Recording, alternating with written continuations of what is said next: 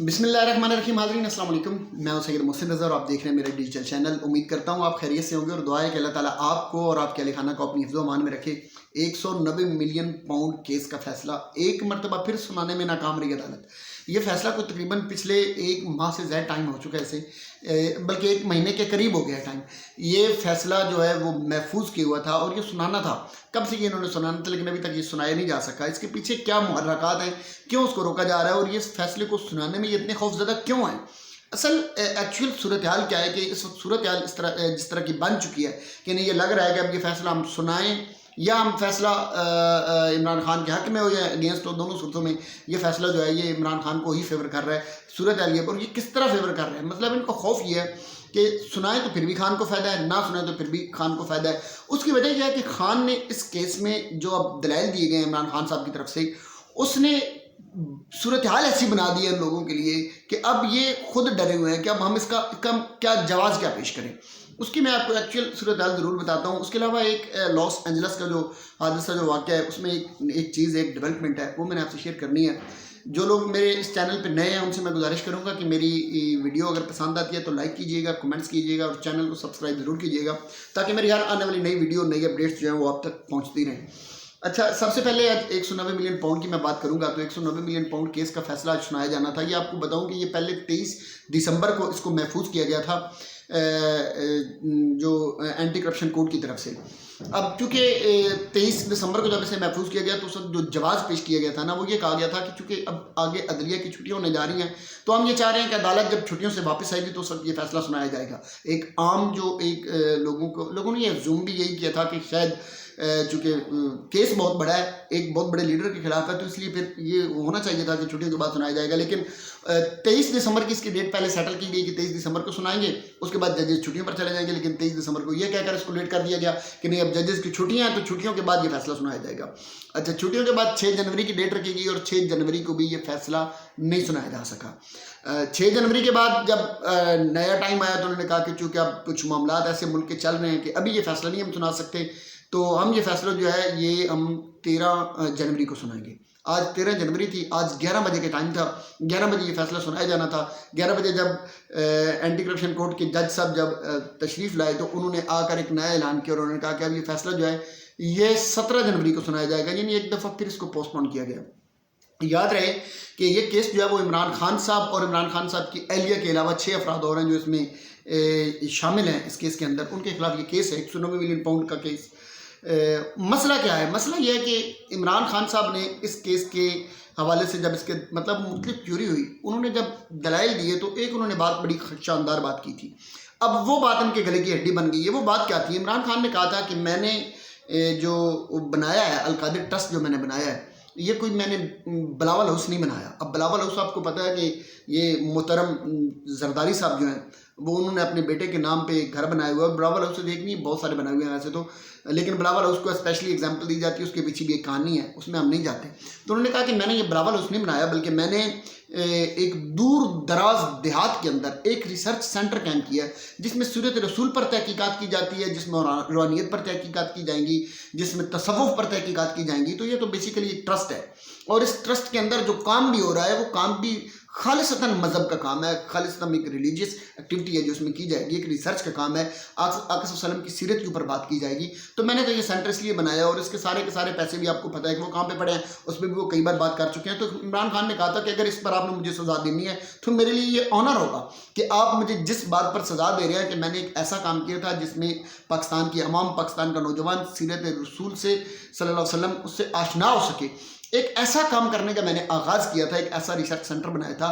उसके बनाने पर अगर आप मुझे सज़ा देंगे तो मेरे लिए ये ऑनर की बात होगी। मैं जब जाऊंगा अल्लाह के हुजूर पेश होऊंगा तो मैं तो बताऊंगा कि मुझे इस बात पर सज़ा दी गई थी, मैंने तो ये काम किया था। अब मसला ये है कि एक ऐसा जवाब है ना कि अवाम भी ये सोचने लग गए, आम लोग भी ये सोचने लग गए कि बात तो ठीक है कि आप बिलावल उस पर तो तहकीकात करते नहीं हैं, इसके जो लंदन के अंदर फ्लैट पड़े हैं उसकी तो अभी तक आप रसीदें नहीं ले सके हैं, उसके पहले बड़े केस सिरे मल जो बाद में फ़रोख्त कर दिए गए, डार साहब की प्रॉपर्टीज़ हैं दुबई के अंदर, बेशुमार चीज़ें हैं ना, आप उन पर तो आप बात करते नहीं हैं, उन पर तो तहकीकात करते नहीं हैं, उन पर तो फैसले सुनाए नहीं जा रहे, उन पर तो मुल्ज़मान जो हैं उनको आप पकड़ कर आपने सीधा सीधा हुकूमत पे इक़्तिदार में बिठाए हुए है और वो वहाँ पर इंजॉय कर रहे हैं, मज़े ले रहे हैं, लूट मार करने के बाद उनसे तो बात करते नहीं है। तो मैंने जो एक सीरत रसूल सल्लल्लाहु अलैहि वसल्लम पर एक रिसर्च सेंटर बनाया, उस पर आप मुझे पकड़ने के लिए हैं तो मैं तो तैयार हूँ, मुझे सुजाद नहीं है, मुझे तो कोई डर ही नहीं है। अब इन्होंने एक काम किया, अब मसला ये है कि इनको पता है कि अब ये फैसला जैसे ही हम सुनाएंगे ना तो अवाम के अंदर तो ये बात चली गई है कि यार इन्होंने जो सज़ा सुनाई है ये तो 190 मिलियन पाउंड केस जो है, इसको नाम ये 90 मिलियन पाउंड केस का दे देते हैं, 190 मिलियन पाउंड,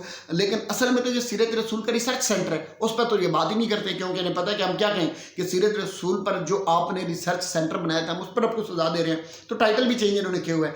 अब इन्हें है कि हम ये करेंगे तो फिर तो ज़ाहिर एक नई परसेप्शन जाएगी, आवाम ऑलरेडी नफरत करती है, नई नफरत करनी शुरू हो जाएगी कि आप इन बातों पर भी आपने सजा देना शुरू कर दी, आप ऐसे आप इतने गए गुजरे होगे, अखलाकी गिरावट इस हद तक चली गई कि आप अब मज़हब के नाम पर भी लोगों को आप इतना टीज़ करेंगे और इतना जलील करेंगे सॉरी, और इस पर भी आप लोगों को सजा। तो अब इमरान खान ने इस केस के अंदर इसका जो मंजर कशी कर दी है ना, वो ये कर दी है कि हर बंदा ये सोचने लग गया कि यार ये क्या घनौना काम है कि इस पर भी आप सजाएं देंगे। वो बार बार बिलावल उसका जिक्र इसीलिए करते हैं कि आप इनको तो पकड़ते नहीं हैं, जिन्होंने लूट मार के पैसे से जिन्होंने अपने घर बनाए हैं उनसे पूछते नहीं है कि ये पैसा कहाँ से आया, और मेरा जो पैसा पता भी है कहाँ से आया, पड़ा कहाँ है ये भी पता है, काम क्या किया गया वो भी आपके सामने है, इस पर आप मुझसे पूछ रहे हैं। तो ये बेसिकली तो ये सारे केस बनाए गए थे इमरान खान साहब को गिराने के लिए, उनको झुकाने के लिए, ब्लैकमेल करने के लिए। आपको पता होगा कि इतना रीलॉन्चिंग जो उन्होंने की है फैसल वाडा साहब की, उन्होंने प्रेस कॉन्फ्रेंस की और उन्होंने कहा कि इमरान खान साहब की जान को खतरा है।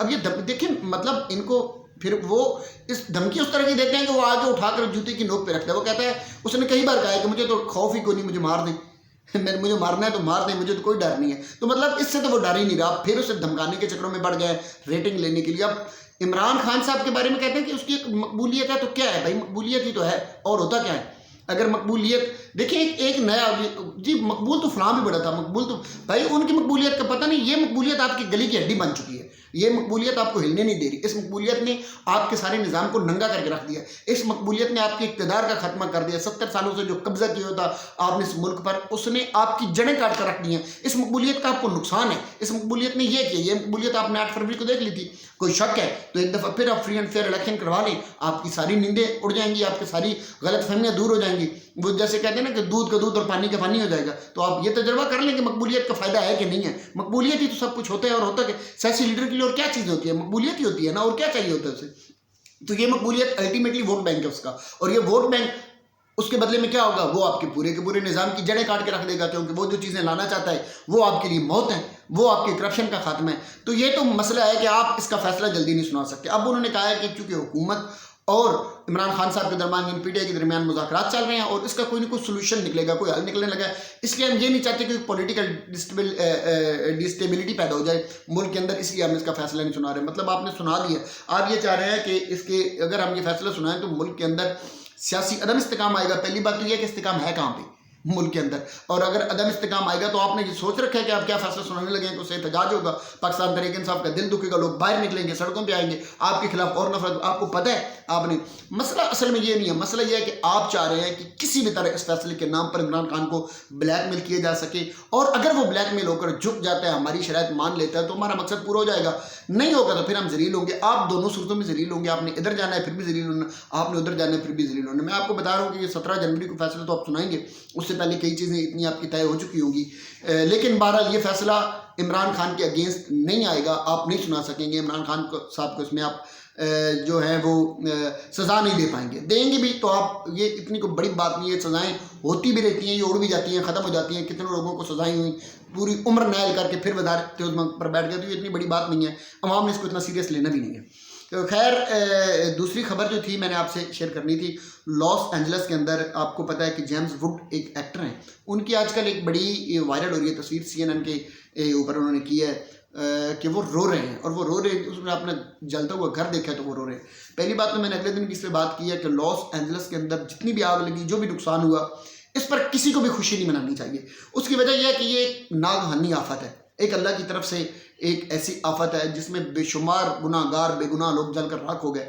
लोग तो नहीं, घर जलकर राख हो गए, लोग तो कुछ 40-50 के करीब हैं, अरबों डॉलर का नुकसान हुआ है। तो ये कहीं पर भी किसी भी, मेरा ख्याल है कि जानी नुकसान इससे ज़्यादा जो कश्मीर के अंदर जल्जला आया था उसमें हो गया था। तो इसलिए ये तो नहीं कहना चाहिए कि ये अल्लाह का अजाब है, हाँ ये एक आफत ज़रूर है, एक इम्तिहान ज़रूर है। اس میں کسی کا بھی نقصان ہو سکتا ہے، اس میں مسجد بھی ایک جلی ہے، تو یہ تو میں نہیں کہنا چاہتا. لیکن ایک بات، جب جیمز ووڈ کی وہ رونے کی میں نے تصویر دیکھی اور ویڈیو دیکھی تو مجھے وہ ان کی ٹویٹس یاد آ گئی، جب وہ غزہ کے بارے میں کہا کرتے تھے نا کہ ان کو مار دو، ان کو مٹا دو، ان کو ختم کر دو، تو وہ مجھے یاد آ گئی کہ یہ بالکل وہی بات ہے کہ جو میں کہہ رہا ہوں کہ کسی کی تکلیف پر، کسی کے دکھ پر، کسی کے نقصان پر خوشی کا اظہار نہیں کرنا چاہیے. یہ جیمز ووڈ صاحب جو ہیں یہ اس وقت خوشی کا اظہار کیے کرتے تھے جب غزہ کے اوپر بمباری ہو رہی تھی، جب غزہ کے اوپر حملے کر رہے تھے، جب غزہ کے لوگوں کو اور بچوں کو مارا جا رہا تھا، تو اس پر آج صرف ان کا گھر جلا تو ان کی آنکھوں میں آنسو آ گیا. تو تکلیف ہر کسی کی سہنی چاہیے، برداشت بھی کرنی چاہیے، سننی بھی چاہیے. کسی ایک کی تکلیف جو ہوتی ہے، کسی ایک انسان کی تکلیف، وہ پوری انسانیت کی تکلیف ہوتی ہے.